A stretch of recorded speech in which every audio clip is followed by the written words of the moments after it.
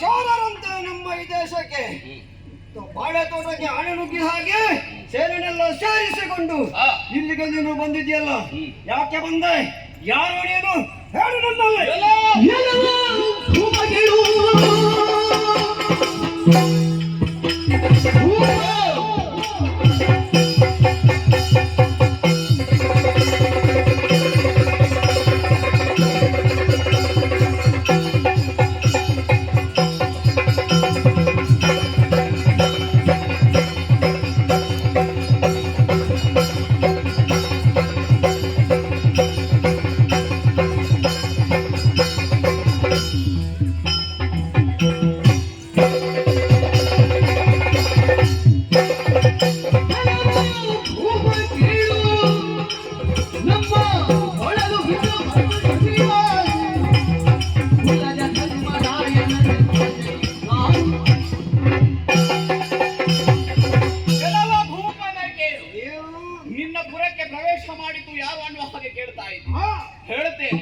ಪ್ರಭು ಶ್ರೀಕೃಷ್ಣ ಪರಮಾತ್ಮನ ಆಶೀರ್ವಾದವನ್ನು ಬೇಡುವುದರ ಮುಖಾಂತರವಾಗಿ ಇಂದ್ರಪ್ರಸ್ಥದಿಂದ ಧರ್ಮರಾಯನ ಹೇಳಿಕೆಯಂತೆ ಕಪ್ಪ ಕಾಣಿಕೆಯನ್ನು ಪಡೆದುಕೊಳ್ಳುವುದಕ್ಕಾಗಿ ಬಂದವರಿದ್ದೇವೆ.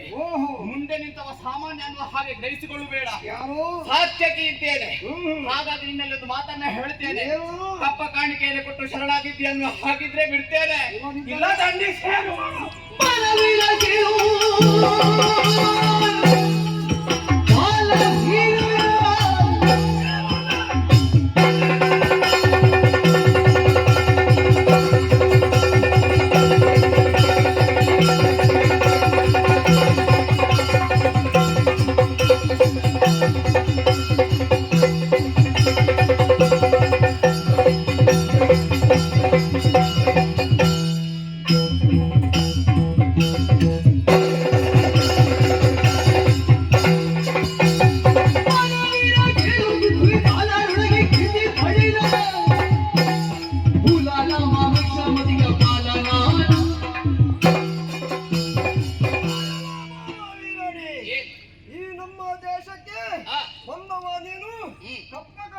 ಸಂಗ್ರಹ ಮಾಡುವ ಉದ್ದೇಶದಿಂದ, ಹಾಗಾಗಿ ಒಂದು ದೇಶದಿಂದ ಮತ್ತೊಂದು ದೇಶಕ್ಕೆ ಕಪ್ಪ ಕಾಣಿಕೆಯನ್ನು ಸಂಗ್ರಹ ಮಾಡುವುದಕ್ಕೆ ಹೋಗುವುದು ತಪ್ಪಂತ ನಾನು ಹೇಳುವುದಿಲ್ಲ. ಈ ಸಮಯದಲ್ಲಿ ಇಲ್ಲಿ ನೀಲಕೇತನನ್ನು ಎದುರಿಸಿ ಪಡೆದು ಮುಂದುವರಿದು ಕಪ್ಪವನ್ನು ಸಂಗ್ರಹ ಮಾಡ್ತಾನಂತ ಧೈರ್ಯದಿಂದ ಬಂದವರು ನೀವು. ಆದ್ರೆ ಒಂದು ಮಾತು ಹೇಳ್ತಿದ್ದೇನೆ, ಸುಮ್ಮಗೆ ನನ್ನ ಕೈಯಿಂದ ಪೆಟ್ಟು ತಿಂದು ಎಲ್ಲಿ ಹೋಗುವುದು ಸರಿಯಲ್ಲ. ಬಂದದ್ದು ತಪ್ಪಾಯ್ತಂದು ಪಾದಕ್ಕೆ ಶರಣಾಗಿ ನಿನ್ನ ದಾರಿಗೆ ನಡೆ.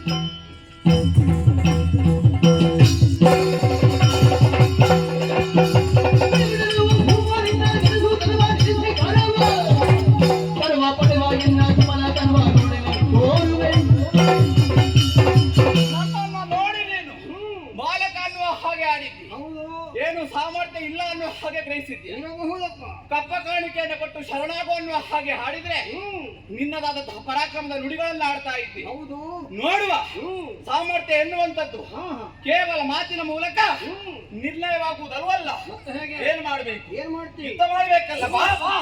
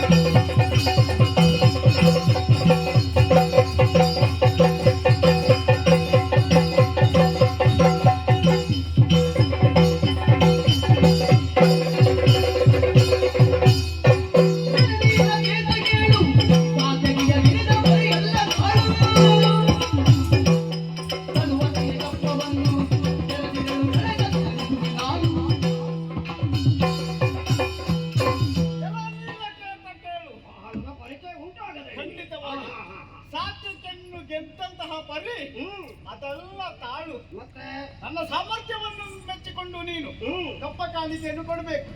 ಯಾಕಂದ್ರೆ ನಾವು ಬಂದದ್ದೆಯಲ್ಲಿಂದೆಂಬುದಾಗಿ ಚೆನ್ನಾಗಿ ಸಾಧ್ಯತೆ ಹೇಳಿದ್ದಾರೆ. ಎಲ್ಲ ಗೊತ್ತುಂಟು. ಹಾಗಾಗಿ ನಮ್ಮ ಯೋಗ್ಯತೆಯನ್ನು ಅರ್ಥ ಮಾಡಿಕೊಂಡಂತಹ ನೀನು ಕಪ್ಪ ಕಾಣಿಕೆಯನ್ನು ಕೊಟ್ಟೆ ಬದುಕುವುದಕ್ಕೆ ಅವಕಾಶ.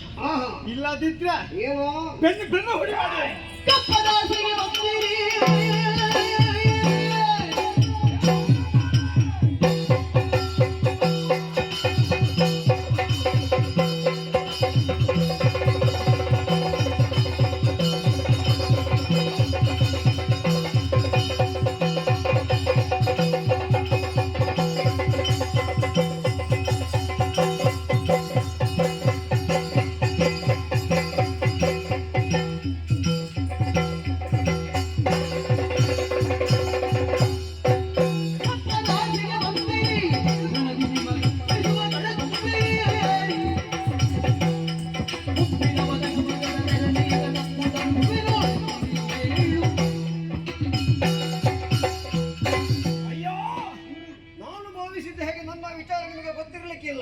ಹಾಗಾಗಿ ನನ್ನ ವಿಚಾರ ನಿಮಗೆಲ್ಲ ಗೊತ್ತುಂಟು, ನನ್ನ ಯೋಗ್ಯತೆಯೂ ನಿನಗೆ ಗೊತ್ತುಂಟು.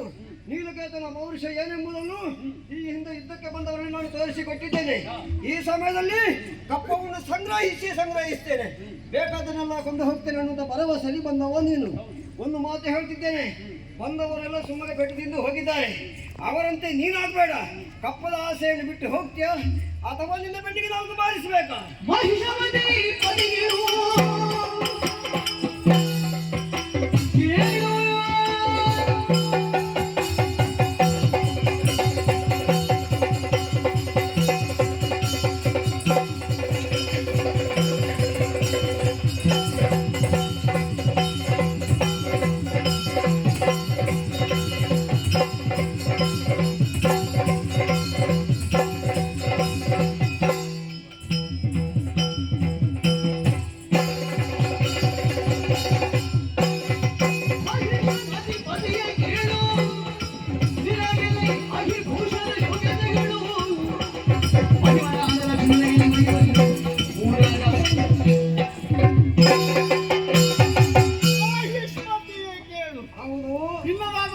ಯೋಗ್ಯತೆಯನ್ನು ಅರ್ಥ ಮಾಡಿಕೊಂಡಿದ್ದೇನೆ.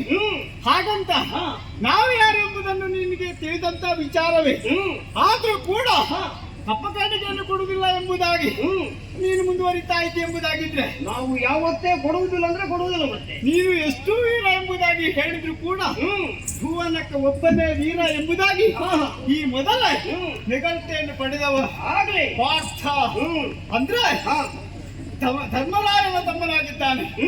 ಅವನ ಯಾಗಕ್ಕಾಗಿ ನಾವು ಕಪ್ಪು ಸಂಗ್ರಹಕ್ಕಾಗಿ ಬಂದಿದ್ದೇವೆ.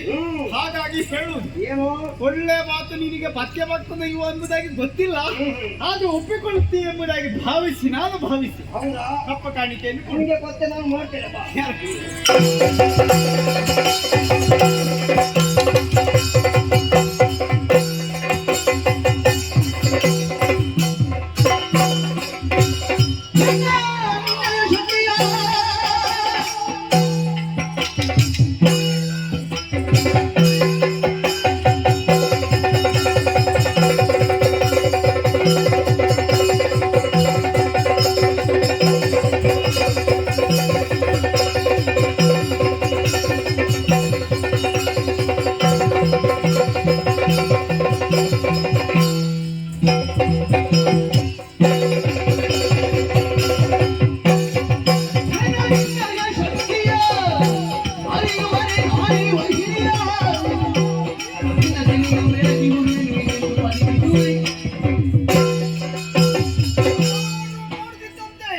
ಯಾರಿಗೆ ಸೋಲು ಯಾರಿಗೆ ಗೆಲುವು ಇಷ್ಟ ತನಕ ಆಗಲಿಲ್ಲ. ನನ್ನ ಪಾಲಿಗೆ ಗೆಲುವಾಗುವಂತೆ ಈ ಅಗ್ನಾಸ್ತ್ರವನ್ನು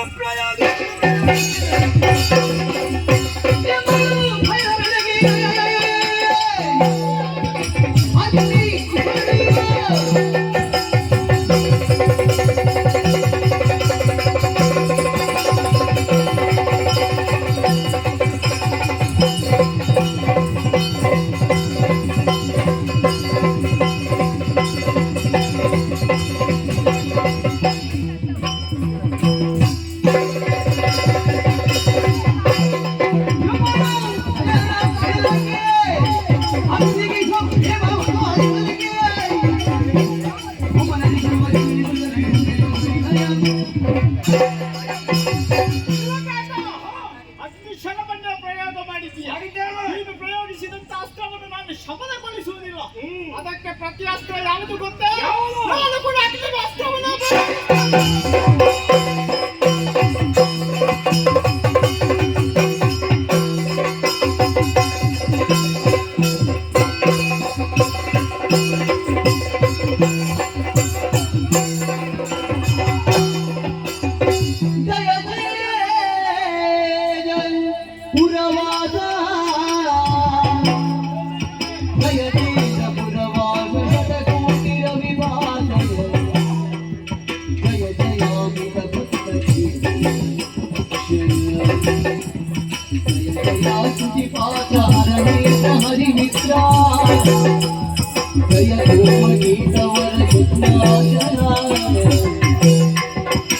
जय जय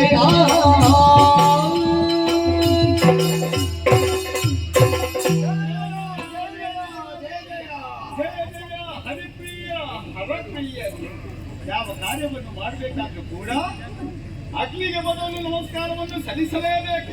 ಹಾಗಾಗಿ ದೇವ್ರೇ, ನಾನು ಬಲಾಮವನ್ನು ಸಲ್ಲಿಸಿದ್ದೇನೆ. ನಾನು ಕೂಡ ನಿಮ್ಮ ಪುಣ್ಯ ಪದವಿಗೆ ಎರಗಿಕೊಂಡಿದ್ದೇನೆ. ಜೊತೆಗೆ ನೀವು ಯಾಕಾಗಿ ಬಂದಿದ್ದೀರಿ ಎಂಬುದಾಗಿ ನಾನು ಅರ್ಥ ಮಾಡಿಕೊಂಡಿದ್ದೇನೆ. ದೇವರೇ, ನನ್ನನ್ನು ಅನುಗ್ರಹಿಸುವುದಕ್ಕಾಗಿ ಬಂದಿದ್ದೀರಿ ಎಂಬುದಾಗಿ ತಿಳಿದಿದ್ದೇನೆ. ಇನ್ನು ತಡ ಮಾಡುವುದು ಬೇಡ. ಪ್ರಖರವಾದಂತಹ ನಿಮ್ಮ ಪ್ರಜ್ವಲಿಸುವಂತಹ ಬೆಂಕಿಯಿಂದ ಅವರನ್ನು ಸುಟ್ಟು ಬಿಡಿ. ದಾಡಿ ದಾಡಿ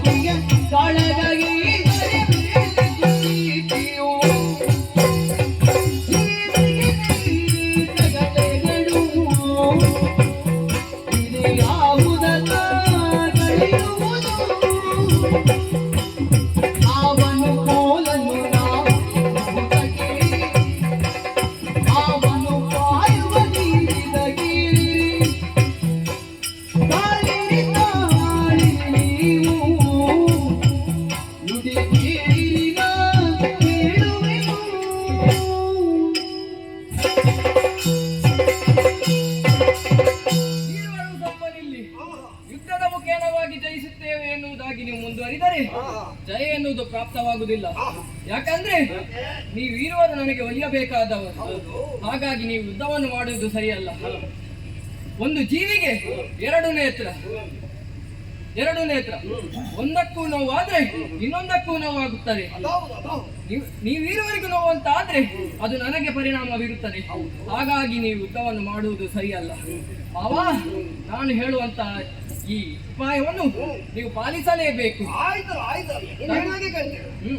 ಧರ್ಮನಂದನ ಧರ್ಮಸಮ್ಮತವಾಗಿ ರಾಜಸೂಯತನವನ್ನು ಕೈಗೊಂಡಿರ್ತಾರೆ.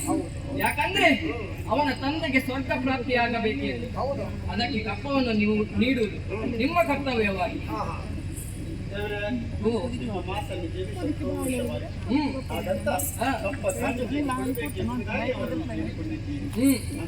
ಮಗನನ್ನು ಬಿಡಬೇಕಾಗುವುದಿಲ್ಲ, ಮಾವನನ್ನು ಬಿಡಬೇಕಾಗುವುದಿಲ್ಲ. ಯಾಗದ ಮೂಲಕವಾಗಿ ನನ್ನನ್ನು ಪಡೆದವರು ನೀವು. ಹಾಗಾಗಿ ಸಮಾಧಾನವಾಗಿ ನನಗೆ ಮಾತನ್ನು ಕೇಳಿದ್ದೀರಿ. ಹಾಗಂತ ವಹಿಸಿಕೊಂಡು ಬಂದವ ಮಹಾದೇವರಾಗಿದ್ದಾನೆ ಅಂದ್ರೆ ನನ್ನ ಭಾವ. ದೇವರು ಬಂದಿದ್ದಾನೆ ಎಂಬುದಾಗಿ ನನ್ನ ಭಾವನೆಗೆ ಕೂಡ ಗೊತ್ತಾಗಬೇಕು. ಹಾಗಾಗಿ ಓ ಭಾವಯ್ಯ,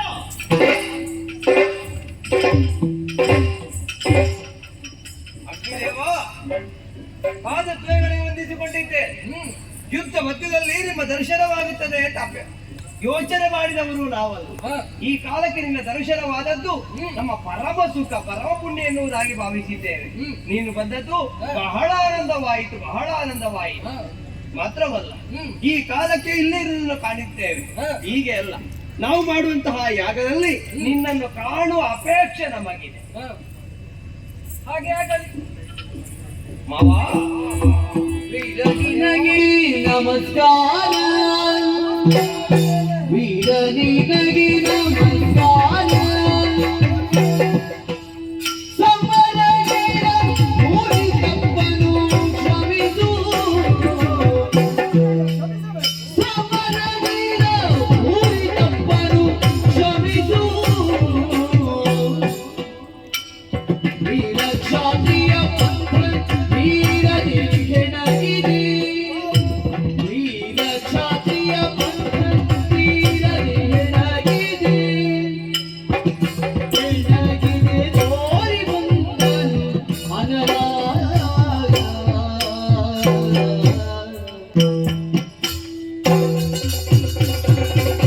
ವೀರ ನಿನಗೆ ನಮಸ್ಕಾರ. ಸಮರವೀರ ಮೂಡಿ ತಪ್ಪನು ಕ್ಷಮಿಸು. ವೀರ